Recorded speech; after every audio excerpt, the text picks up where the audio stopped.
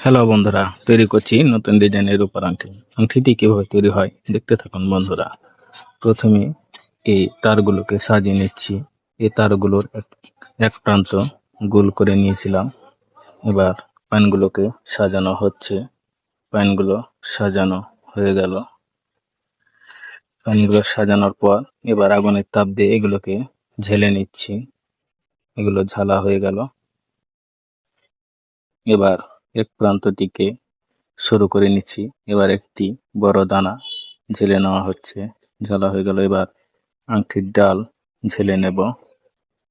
আংটির ডালটি ঝালা হয়ে গেল। এবার আংটি রডে গোল করে নিচ্ছি। এবার প্রান্তটিকে ঝেলে নেব। তো বন্ধুরা, ডিজাইনটি কেমন লাগছে অবশ্যই জানাবেন। আর ভালো লাগলে লাইক, কমেন্ট, শেয়ার করে পাশে থাকবেন। ধন্যবাদ বন্ধুরা, ভিডিওটি শেষ পর্যন্ত দেখার জন্য।